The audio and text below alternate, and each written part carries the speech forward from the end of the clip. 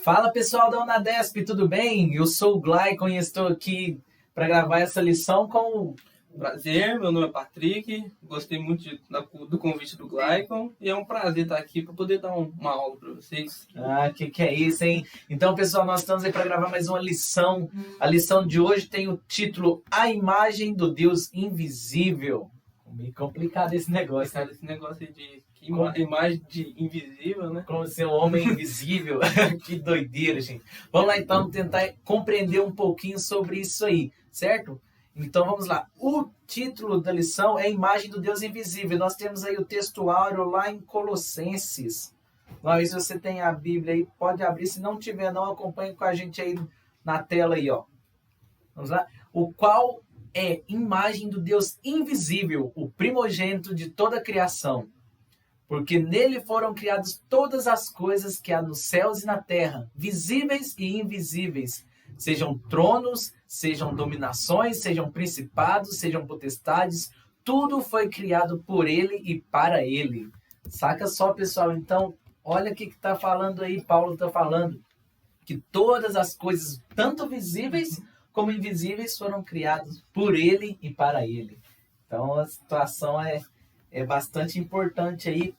A gente estava até comentando sobre a questão dos cientistas falarem, né, que tem tantas coisas no fundo do mar, pode ter coisas até mais do que no restante do céu, do universo, pode ter mais coisas dentro do mar. E saca só, a gente não consegue nem descobrir um trem que está aqui, né? No mar vai descobrir coisa que está lá nas galáxias. Nossa frente assim, a gente não vê.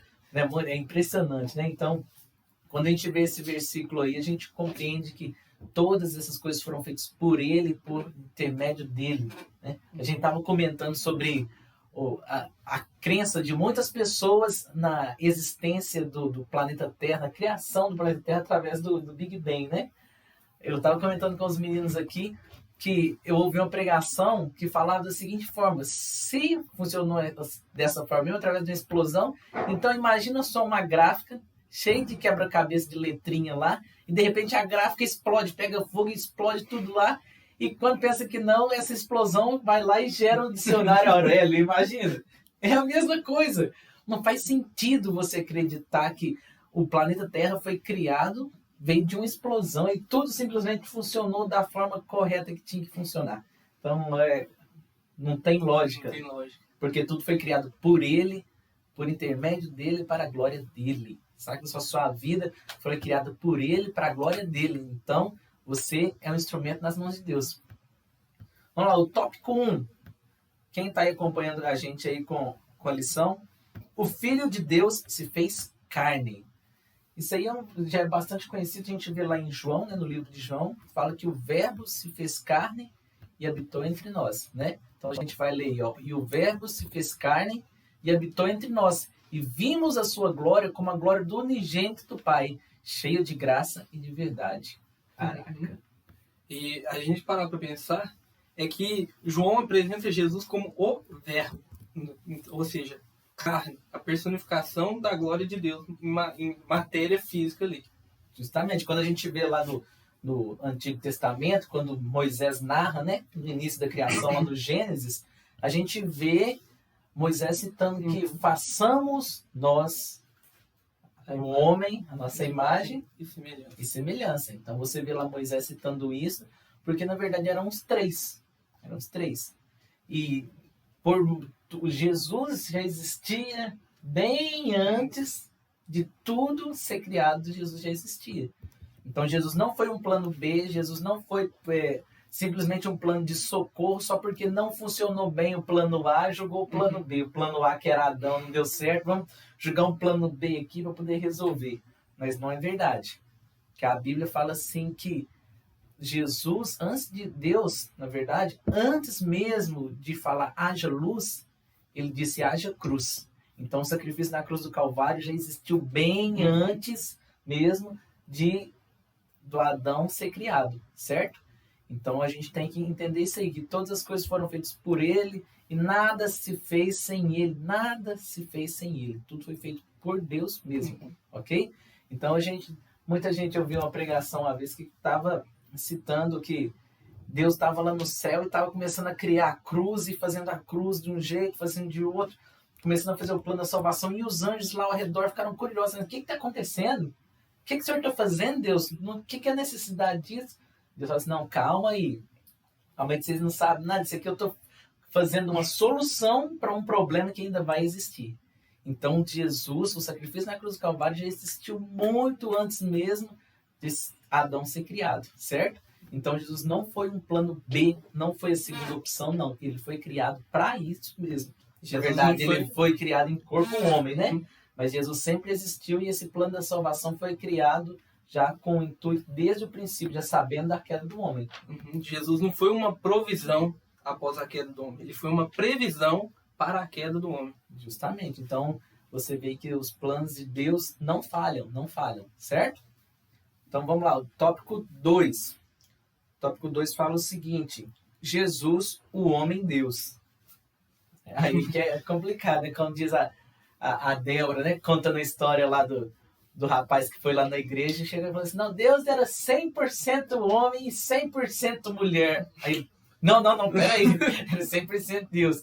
Mas o que acontece, gente? Quando a gente lê esse título, a gente vê Jesus, o homem-Deus, ok? Então, o que acontece? Ele era tanto homem, tanto Deus. Mas é muito fácil falar que Jesus veio e venceu tudo aqui na Terra. Ele era Deus. É muito fácil, mas na verdade não foi assim, né, Patrícia? Na Bíblia está falando que o verbo se fez carne e o verbo era Deus. Ou seja, Jesus era a personificação de Deus como um homem em matéria ali, né? Ou seja, ele sofria as mesmas coisas que a gente. Ele foi tentado no deserto, ele sofreu sede na cruz, né? As mesmas coisas que nós homens hoje em dia sente. Sim. E uma prova. Imagina só, a Bíblia mesmo fala assim, que Deus não é tentado e nem a ninguém tenta, certo? Então Deus não tenta ninguém e ele também não é tentado. Então o que acontece? Lá no deserto, quem estava tentando ele era Satanás. Então ele foi tentado por Satanás. A Bíblia fala que o Espírito Santo conduziu Jesus ao deserto para ser tentado. Então quer dizer o quê? Que Jesus ele foi tentado como homem, assim como eu, como você, somos tentados, Jesus também foi. Então, a única diferença nossa para Jesus ali naquele momento foi que ele fez uma escolha certa. E a gente muitas vezes acaba escolhendo errado. Errou! Então saca só, gente, isso aí é muito importante. E Jesus venceu a tentação lá no deserto utilizando a palavra. Ele sempre respondia com a palavra. Ah, não, transforma essa pedra em pão. Não, de jeito nenhum, não, só de pão viverá o homem. Ah, não, então lança-te daqui e o Senhor mandará anjos para poder te salvar. E fala assim, não tentará o Senhor teu Deus, não fará prova de Deus.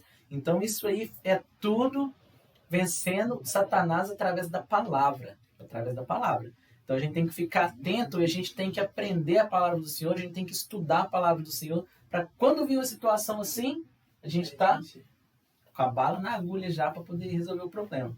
Certo? Então vamos ao próximo tópico aí, Patrick. Jesus, o Deus homem. Tá, agora mudou a situação, né, Patrick? Agora ficou diferente, né? Então, nós vimos aí o homem Deus e agora o Deus homem. Deus, sendo o Deus homem, Jesus fez muitos milagres. Né? Vai lá um milagre que Deus fez. Transformou água em vinho. Você vê, Jesus transformou água em vinho. Isso aí, o Deus homem fez esse milagre. Jesus curou muitas pessoas. Então a gente vê através disso que o principal ministério de Jesus aqui na Terra foi a cura das pessoas, foi destruir impérios aí, foi pregar a liberdade de pensamento, a liberdade de expressão, principalmente a liberdade política, porque todo mundo acreditava que viria um líder, um Messias, um escolhido, que ia livrar todo mundo do governo romano. Foi isso que Jesus fez? Não. Ele decepcionou todo mundo, não, Patrick? Todo mundo pensava que ia vir o salvador da riqueza, da prosperidade, mas a prosperidade que a gente realmente ganhou foi a vida eterna. Isso aí. Então, saca só, a ideia de todo mundo era totalmente diferente em relação a Jesus. Tanto que Judas, quando Judas traiu Jesus, a intenção dele, na verdade, muitas pessoas mencionam que a intenção dele Na realidade, era que ele vendesse Jesus e que Jesus chegasse lá e colocasse o pau para quebrar. E falasse, não, ninguém pode matar, não, e pronto. Mas, na verdade, não foi isso que aconteceu. Isso era tudo plano da salvação, era tudo estratégia, né, não, Patrick? E o engraçado é que o diabo no Jardim do Éden deve ter pensado assim, não, vou atrapalhar a criação de Deus, sendo que na verdade ele estava só sendo usado para um plano maior ainda. Justamente. Ele não sabia, não, mas ele não sabia, mas estava sendo usado. Ele também já era peça já do plano já. Na verdade, Deus não queria, Deus nunca quis que o homem pecasse. Porque a Bíblia fala assim que a vontade de Deus é que todos se salvem. Então Deus não quer que ninguém se perca, certo? Mas o que acontece? Jesus, o principal império de Jesus aqui na Terra foi o do amor. A principal coisa que Deus pregou através de Jesus aqui na Terra foi sobre o amor, sobre amar as pessoas. Jesus nunca fez exceção de pessoas. Ele andava com ladrões, andava com prostitutas, mas sempre abraçava todos. E aqueles que se diziam santos era aquele que ele não queria por perto. Não, você percebe que Jesus andava com Judas. Jesus escolheu a Judas para ser o tesoureiro da turma. Ele que ficava por conta do dinheiro. E Deus sabia, Jesus sabia muito bem do caráter de Judas. E mesmo assim, Jesus escolheu ele, certo? Mas Deus apresentou-se através de Jesus, através de muitos milagres, muitos sinais e maravilhas. E é bom lembrar que Jesus falou o quê? Que esses sinais seguirão aos que? O crime. E ele falou mais ainda, ele falou sobre milagres, que a gente poderia fazer coisas maiores do que ele, né? Porque a gente pensa que Jesus, ele era diferente de nós porque ele fazia milagres. Mas, na verdade, era porque ele tinha fé também. E ele falou, na Bíblia fala que ele falou que com fé nós faríamos coisas maiores que a dele. Ou seja, tudo depende do tamanho da nossa fé, do tamanho da nossa crença em Deus. Justamente. Então, Jesus, né? Ele tinha todo o poder, ele tem todo o poder. Ele faz as coisas, ele quer fazer, pronto, ele faz. Agora, nós também conseguimos fazer, sim, através de Cristo. E através da fé em Cristo Jesus. Se a gente tiver fé, a gente vai alcançar. Certo? Então, pessoal, o que a gente consegue compreender aí é que Jesus, ele é a imagem do Deus vivo. Ele é a imagem de Deus, certo? E, porém, agora, Jesus, depois em Atos, lá a gente vê a ascensão de Jesus aos céus. Então, Jesus sobe aos céus, mas ele envia o Espírito Santo. E agora, o portador do Espírito Santo aqui na Terra é eu e você. Nós temos o Espírito Santo.